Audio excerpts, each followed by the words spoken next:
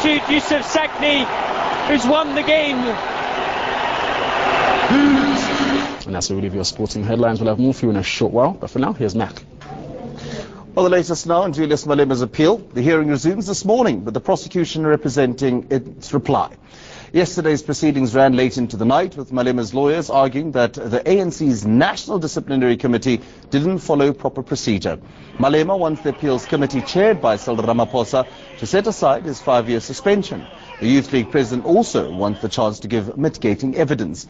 If he succeeds, he'll be allowed to call witnesses and supply new evidence.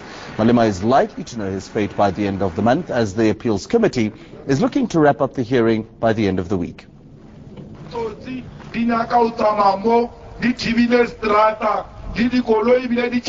A poster by the DA Youth has caused quite a stir on social networks. The party's new ad campaign features a poster with a partially nude racial couple locked in an embrace. Some users objected to the level of nudity, while others are calling it racist. We're now joined on the line from Durban by DA Youth National Chairperson Mbali and Ntuli. Mbali, good morning. Some people are saying it looks like a condom ad. Some people are saying it's typical of DA stereotyping, that they think it's every black woman's desire to have a white man. You must admit that in some ways what was intended has missed its mark. Good morning. Thank you very much for having me. No, I would actually disagree. I don't think that what it was intended to do has missed its mark. The whole point of this poster was to start a debate on issues that make people in our country feel uncomfortable even to today. It was targeted at young people because we keep finding that no matter what issues we bring to the fore, what is underlying the narrative that defines our young people and our generation is this issue of race, in other instances, sexual orientation, choice of partner, religion, all speak to the same principle, which is tolerance. And so that's exactly what this poster was supposed to do. It was supposed to start that debate. It was supposed to get people talking about it. And so in that manner, it really hasn't missed its mark. Well, I mean, the tagline of the poster says, in our future, you wouldn't look twice. Now, that was the intention, really. But you're getting a lot of messages, like, some of the you'll see that picture now in the Mercury. That was what the advert looks like. That is what the DA has put out. People are saying that in a sense, what you had intended to get going and what you had intended to spark a national debate has moved, it has changed in tone. And in a sense, if you had intended to get positive publicity, in fact, it's garnered the opposite. Would you say that is not true? That all the negativity that is being directed your way, and indeed through this advert, is intended?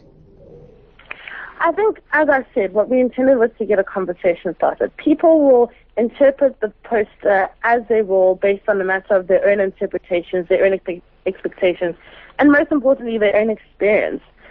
Whether we've been getting negative comments has been good for this debate, and it's important that we speak about it. And so it was always going to be a slightly controversial poster or a campaign on our part, and that was our move. It was bold of us, and that's what we wanted to do. Okay. We did target it towards students, and because that's exactly the demographic that we wanted speaking about this, and this is what we thought would get them talking about it.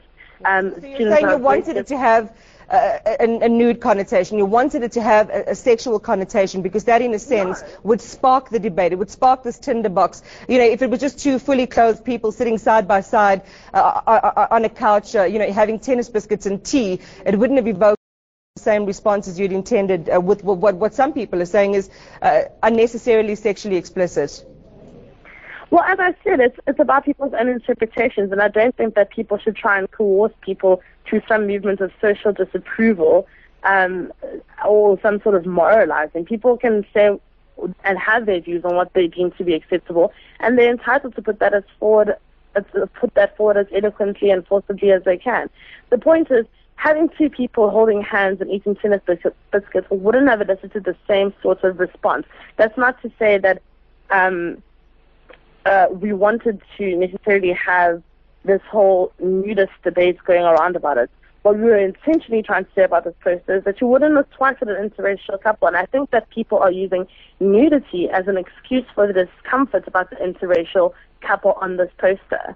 And because that is still such a prevalent issue in our country, it's this person has done exactly that. It's the fact that we still need to have this conversation. Why are people so uncomfortable about it?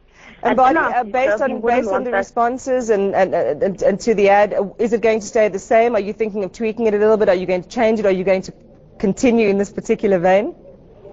Nothing is going to change about the ad.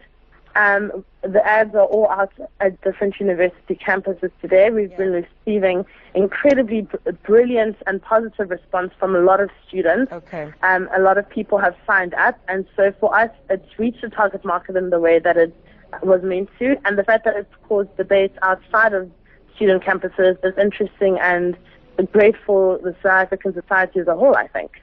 Mbali, thank you. Appreciate your insight there. That was DA Youth National Chairperson Mbali Ntuli responding to this new DA Youth poster.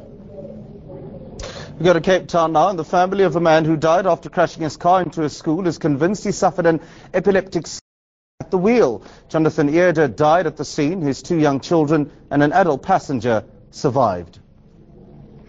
Stephanie Isaacs is struggling to come to terms with life without the father of her children. Jonathan Earder died when his car plowed into this school in Elsis River last week Friday. He was the breadwinner for us, me and the children, and he has other children in Elsis River, so it's going to be very difficult for us. Earder was driving his 3-year-old son, 1-year-old daughter, and a 38-year-old male.